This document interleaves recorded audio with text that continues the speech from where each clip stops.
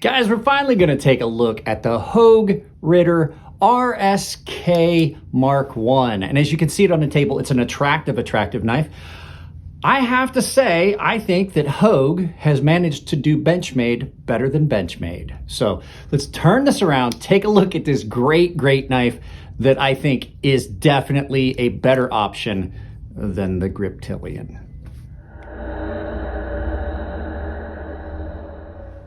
Guys, I've never pulled any punches about the fact that I don't think that Benchmade offers the quality at the level that they're charging. So there's only ever really been in the last few years a couple knives that I would ever want from Benchmade. One of them being the Benchmade 940, the other being the Griptillian. Well, the fact is this Ritter RSK Mark I done by Hogue Knives is very similar in design and everything to the Griptillian, but it's done in a different steel. It's done a lot better, and it's done in a fashion that's more affordable.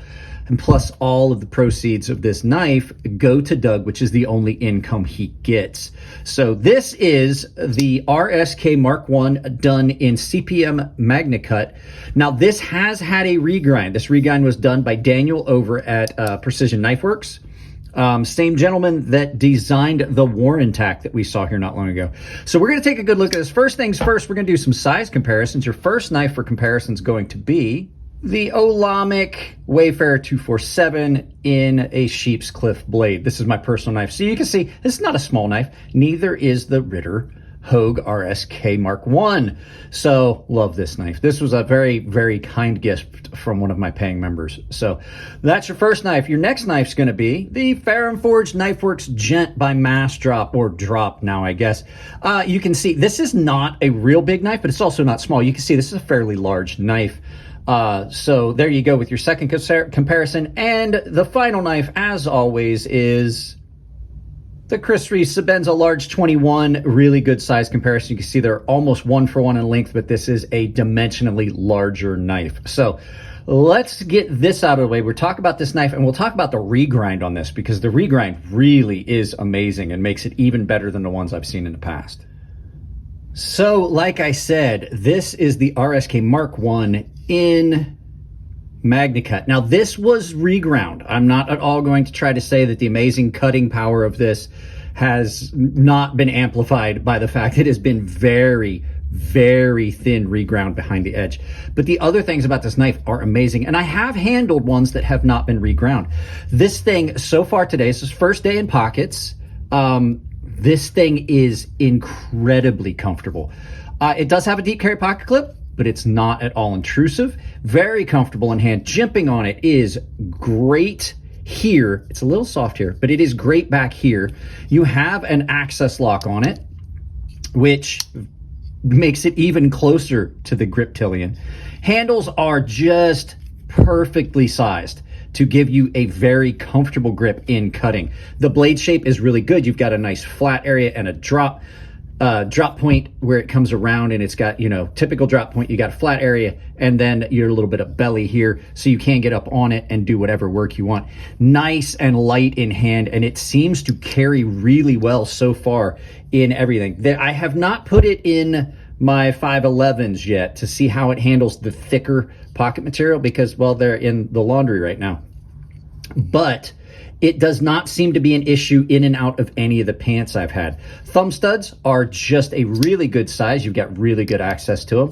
And you have an overall attractive package. They did a really good job with the handle material on this. And so really attractive milling on that gives you all those facets and everything. Reversible pocket clip, because access lock, or sliding bar lock if you would, is very ambidextrous. And lockup on it is a rock tight, and you still have really good smooth action. You thumb flip it and then drop it home. It is a little tight, I will say. I don't know how much break-in this has had, so, you know, that would probably get better over time, but it still flips and drops shut, and you can lock it in. Like I said, really good grip and tactile feel on these scales. So if you're looking for something that's going to be grippy, this is it. But it's not overly grippy. What I'm saying is it's not an uncomfortable feel at all in that. So like I said, lots of jimping all the way up. And then nice starburst pattern around that pivot. I find that really attractive. But like I said, it's not just there for show. That's not just attractiveness. A lot like the Spyderco scales. Hang on a second. I'll grab one. I'll show you what I'm talking about. Here you go. One of the better Spydercos out there, the Matriarch 2. You see how they have this, and it looks aesthetic, but you have bidirectional grip on this. It's very similar to that, but I think even more attractive than you get on these FRN handles from Spyderco. Matriarch 2, great, great knife. Since you saw it here, I'll drop a purchase link for as many of the knives as you've seen in the video as possible. And don't forget, guys, always check the description for purchase links. Maybe one for this as well. So yeah, I have not found many bad things about it. There's a couple little things, and they're very minor, very, very minor things. So we will talk about those in just a second. So like I always say, like anytime you're being honest, you're always going to find bad with the good. They go hand in hand. So let's flip this around and let's take a look at the flip side of the story. All right, guys, first off, like I said about the jimping here is pretty good. You've got pretty good jimping, but that's because the sharpness of this jimping here is coming from the scales. The inside liners are very soft. Any grip you're getting is coming off of the scales. And then up here, this is really soft. You can see, it's just all rounded over. It's just there for show, and I don't find jimping that's non-functional to be something I want on a knife. The only other real thing that I can say about it is the lock is a bit gritty. You can hear it here, listen. It's a little tight right there, almost like the area that the lock rides on is not as smooth as the rest of the knife. So that could just be because as it moves back, it's under further tension. You can see it try to kick back a little bit. It could be the amount of tension, or it could just be that needs just cleaned up or buffed up a little bit. It could have gotten scratched in the grind process. So I'm not going to hold it against the knife. I'm going to hold it against this specific one. And then the only other thing, it has to do with just the regrind that Daniel did. He specifically said that there's some issues with the grind. But I would have liked to have seen this grind. Daniel, this is just a critique from me. I would have liked to have seen this grind a little finer, and then maybe a stonewash to match it in. So, but I will say this thing is nightmare-inducing sharp and just incredibly, incredibly good cutter with that regrind on it. So the regrind itself is done incredibly well, even though he says there's some hiccups, which there are. I can see him. Like, that's minor little things. This is his personal knife. So, but all in all, the consistency of the regrind is done really well. I think he said he's charging like $60 for regrinds, full flat or hollow, depending on what you want. So that's an option if you want to look at it. I can get you in touch with Daniel. But like I said, as far as the knife overall, really, really good. And like I said, not trying to be a dick and critique his grind here. I'm just saying that, like, the finish on it would have been finer. It's a very good grind, and with it being his knife, I'm sure that he may have cut some corners and done it a little easier. I'm just saying, like, that is incredibly good. So there you go, guys. Let's turn this around. We'll do some final thoughts. I'll send you out about your day with this first day in pockets on this Hogue Ritter RSK Mark I in MagnaCut. So, guys, the Hogue Knives Ritter RSK Mark I in MagnaCut. This thing's great, and I will say that the hollow grind on this, the very, very thin hollow grind, absolutely turns it into a cutting beast. I'll be putting this in pocket. We're going to be carrying this a lot.